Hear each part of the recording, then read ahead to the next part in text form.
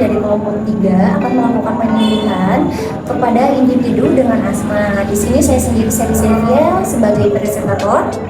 Saya Kasari Mandiawa sebagai dokumentator. Saya Regala Madani sebagai fasilitator. Dan saya Mila Julina sebagai moderator. 3, 2, 1. Kami dari tim kesehatan Politeknik Karya Husada mau izin buat penyuluhan tentang asma ya Kak.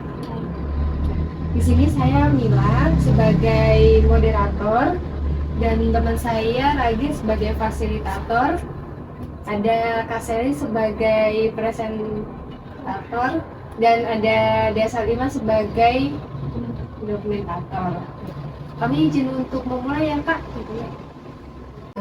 Kami izin melakukan penyuluhan mengenai asma, individu dengan asma gitu ya Kak ya. Boleh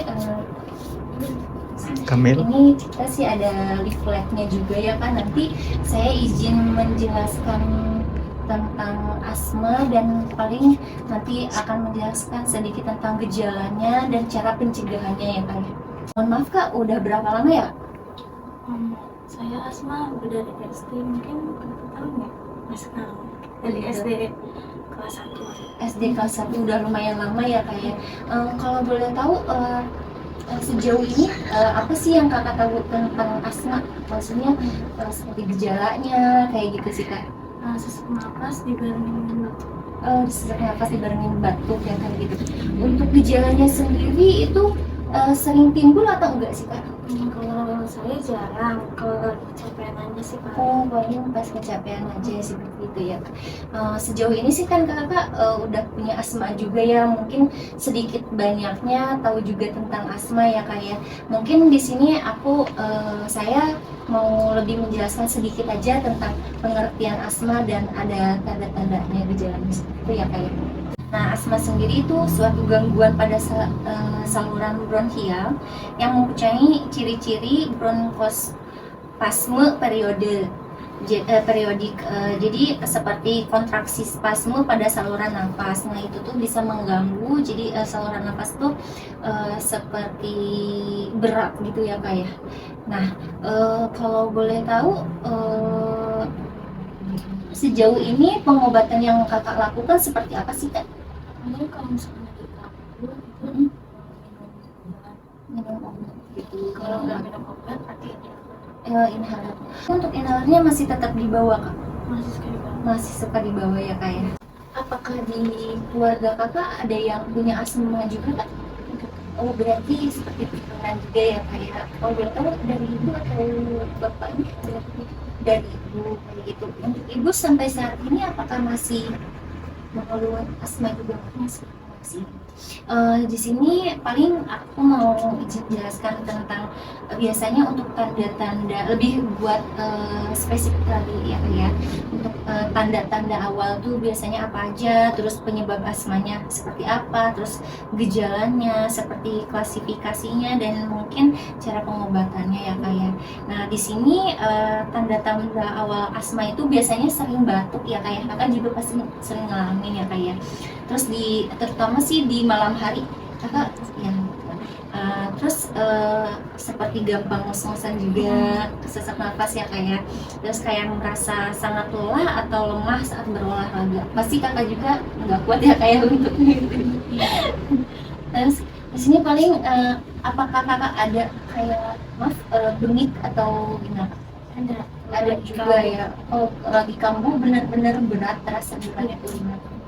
Dan itu mungkin bengiknya itu agak keras ya Kak ya? Ya, bersuara. Terus di sini juga sih tanda-tanda gejalanya itu bisa juga kayak seperti ditandai pilek atau alergi, bersin, batuk, terus kemudian hidungnya bisa tersumbat juga seperti itu Kak. Nah, untuk sejauh ini apakah kakak sudah pernah melakukan pengobatan yang lain Kak, misalkan untuk tes lab kan seperti itu? Pernah ya. Gitu. Nah, di sini juga sih Kak ada penyebab asmanya sih ya.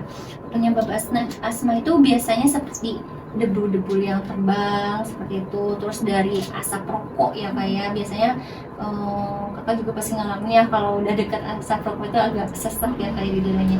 Terus di sini juga ada seperti produk pembersih atau bau-bau yang agak menyengat seperti itu. Terus di sini juga ada udara dingin. Kakak juga punya alergi dan udara dingin nggak Kak? Yang memicu timbulnya asma? Nggak ada ya, paling faktornya lebih ke lelah ya kayak seperti itu. Nah di sini juga sih ada klasifikasinya Kak. Nah klasifikasinya itu ada 2 tipe. Jadi yang satu ada tipe atopik atau ekstrintik seperti itu, dan di sini juga ada tipe non atopik. Nah untuk si tipe atopik sendiri ini penderita itu biasanya dipicu oleh alergi Kak. Makanya kadang yang punya alergi itu pemicunya lebih cepat kayak gitu untuk dari alerginya itu. Nah di sini juga ada non atopik Kak. Nah non atopik itu biasanya dicetuskan oleh faktor tidak berhubungan dengan alergi kayak gitu. Biasanya mungkin kayak kelelahan seperti tadi seperti itu ya Kak. Cara pencegahan kekambuhan penyakit asma biasanya itu harus lebih menjaga pola hidup, terus tidur yang cukup biasanya Kak, terus jangan terlalu lelah ya Kak, menghindari hal-hal yang aktivitas yang membutuhkan berat gitu Kak. Terus di sini ada misalkan jika mendapat resep dokter, maka sebaiknya obat itu harus diminum secara teratur seperti itu. Di sini juga ada mungkin penderita asma sebaiknya juga melakukan pemeriksaan asma ke dokter secara teratur seperti itu. Terus hindari bahaya merokok. Jika penderita asma mengalami beberapa gejala asma, sebaiknya tidak banyak aktivitas di luar. Biasanya yang memicu kambuhnya asma seperti yang tadi Kak, seperti kelelahan kayak gitu. Penata laksanaannya ada terapinya itu ada terapi non farmakologi ya Kak ya. Ini kenali kondisi penderita, tenangkan penderita asma. Biasanya mungkin kalau yang tiba-tiba kambuh itu mungkin butuh penanganan kayak jangan terlalu tarik nafas, tapi mungkin butuh lebih ke penenangannya dulu seperti itu.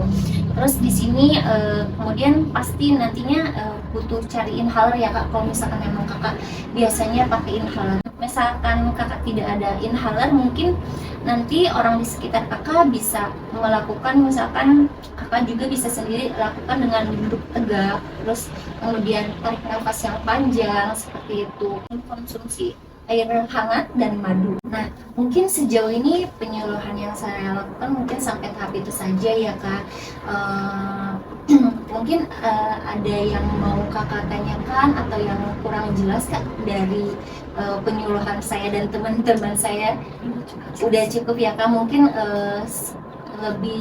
kurang lebihnya Kakak udah tahu mengenai penyakit asma ini ya Kak, karena Kakak juga mungkin udah lama mempunyai asma ini ya Kak ya. Nah nanti kalau misalkan ini kan kita udah kasih leaflet nih Kak ya, nanti bisa boleh Kakak baca lagi ya Kak di rumah mengenai tentang tanda-tanda awal asma dan penyebabnya dan gejalanya juga seperti itu sih Kak. Ya mungkin penyuluhan dari saya dan teman-teman dari tim kesehatan Politeknik Karya Husada mungkin cukup sekian aja sih kayaknya gitu. Selebihnya saya kembalikan lagi ke teman saya ya kayaknya. Terima kasih Kak. Iya. Mungkin cukup segitu ya Kak penyuluhan dari tim kesehatan Politeknik Karya Husada. Apabila nanti ada yang ingin ditanyakan bisa ditanyakan ya Kak. Terima kasih buat waktunya. Maaf banget mengganggu ya Kak. Mungkin cukup sekian ya Kak. Kami pamit. Assalamualaikum warahmatullahi wabarakatuh. Ingat, asma bisa dikontrol dan bukan penyakit menular.